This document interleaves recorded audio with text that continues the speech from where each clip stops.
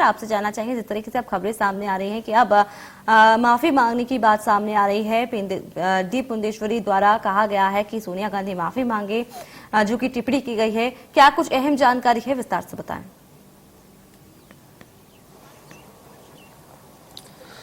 देखिए सोनाली, आपको बता दूं कि चूंकि जिस तरह से अधीर रंजन चौधरी का जिस तरह से बयान आया था, तो उस बयान को लेकर के अब राजनीति जो है पूरे देश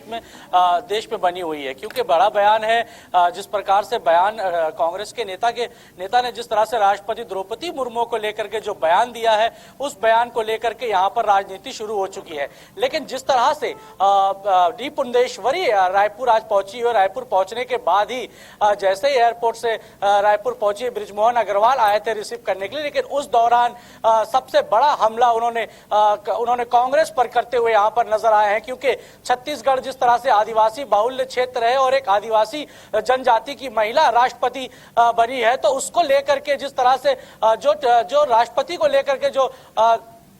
कांग्रेस नेता के द्वारा जो आपत्तिजनक बयान दिया गया था, तो उस बयान को लेकर के यहां पर सीधा पुंदेश्वरी ने सोनिया गांधी पर, कांग्रेस के राष्ट्रीय अध्यक्ष सोनिया गांधी पर बड़ा प्रहार करते हुए कहा कि सोनिया गांधी आए सामने और देश के सामने माफी मांगे। तो कहीं न कहीं जिस तरह से राष्ट्रपति द्रौपदी मुर्मू को लेकर के जिस तरह से बयानबाजी शुरू हुई, तो कहीं न कहीं केंद्र की राजनीति जो है अब छत्तीसगढ़ में यहां पर दोहराती हुई नजर आ रही है, क्योंकि लगातार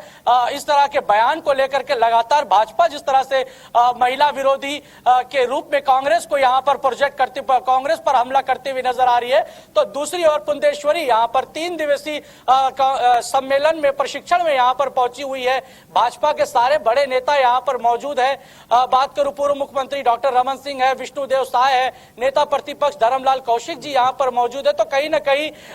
पुंदेश्वरी का दौरा है, 3 दिनों का दौरा है, और इन 3 दिनों में यहां पर भारतीय जनता पार्टी की प्रशिक्षण चलेगी। जो नए कार्यकर्ता है उनको प्रशिक्षण दिया जाएगा, जो पुराने कार्यकर्ता हैं यहाँ वो भी प्रशिक्षण लेते हुए नजर आएंगे। केंद्र सरकार की जितनी भी बड़ी बड़ी योजना है, फिर चाहे प्रधानमंत्री आवास की बात करूं, जल आवर्धन योजना की बात करूं, तो ऐसे कई बड़ी योजनाओं को लेकर के यहाँ पर पुंदेश्वरी जो है कार्यकर्ताओं पर जो आम जनता तक पहुंच कर केंद्र सरकार की योजनाओं का बखान करने का जो प्रशिक्षण है वो यहाँ पर देंगे। तो कहीं न कहीं जो केंद्र की राजनीति है, जिस तरह से राष्ट्रपति द्रौपदी मुर्मू के ऊपर जिस तरह से आरोप पर जिस तरह से जो बयानबाजी कांग्रेस के नेता के द्वारा किया गया था, तो उसको लेकर के छत्तीसगढ़ में आदिवासी जनजाति महिला होने के कारण छत्तीसगढ़ में भी पुंदेश्वरी इस मुद्दे को यहां पर उठाती हुई नजर आ रही है। जी सिकंदर, आपसे ये भी जानना चाहेंगे, यहाँ पर उनके कार्यक्रम भी है, उसमें भी शिरकत करेंगी, और कार्यक्रम को लेकर के क्या कुछ देखने को मिल रहा है? अगर तैयारियों की बात की जाए तो लगभग कितनी तैयारी हो चुकी है?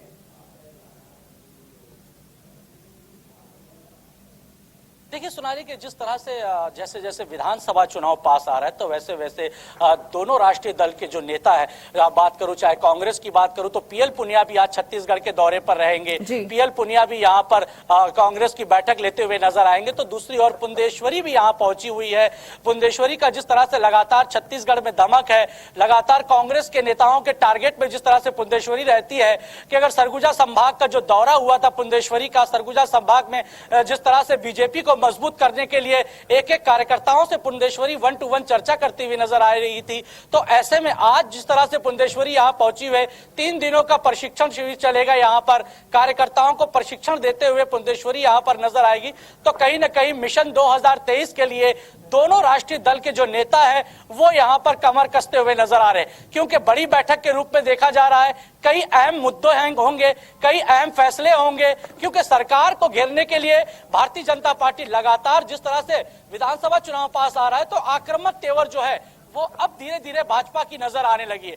भाजपा अब सड़कों पर उतर गई है, सड़कों पर उतर करके कांग्रेस की नीतियों का विरोध करती हुई नजर आ रही है। तो कहीं न कहीं पुंदेश्वरी की जो आज बैठक है, ये 3 दिनों का जो प्रशिक्षण चल रहा है, इसमें जिस तरह से छत्तीसगढ़ के बड़े नेता शामिल हुए हैं, डॉक्टर रमन सिंह की बात करूं, धर्मलाल कौशिक की बात करूं, विष्णुदेव साय प्रदेश अध्यक्ष भाजपा की बात करूं, तो सभी यहाँ पर शामिल हुए हैं। तो कहीं न कहीं 2023 की तैयारियों में भाजपा यहाँ पूरी तरह से ताकत झोंकती हुई नजर आ रही है। जी सिकंदर, और क्या कुछ देखने को मिल सकता है? क्योंकि जिस तरीके से 3 दिवसीय ये प्रशिक्षण दौरा है, उनका कार्यक्रम है तमाम, क्या कुछ विशेष इसमें देखने को मिल सकता है?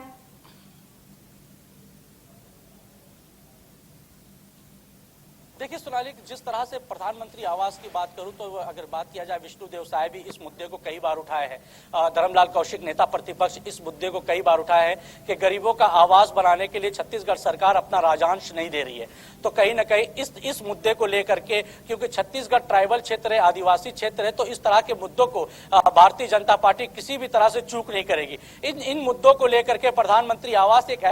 ऐसी योजना है केंद्र सरकार की, क्योंकि बात किया जाए केंद्र के प्रधानमंत्री नरेंद्र मोदी जी की बेहतरीन योजनाओं में से प्रधानमंत्री आवास को देखा जाता है। और इस आवास योजना को छत्तीसगढ़ में लगातार 3.5 साल से कांग्रेस की सरकार थी, इन योजनाओं का लाभ जो है छत्तीसगढ़ में नहीं मिलता हुआ नजर आ रहा है। तो उसको लेकर के ज्यादा से ज्यादा चर्चाएं करने की कोशिश की जाएगी, क्योंकि इन्हीं मुद्दों से को लेकर के यहाँ पर आज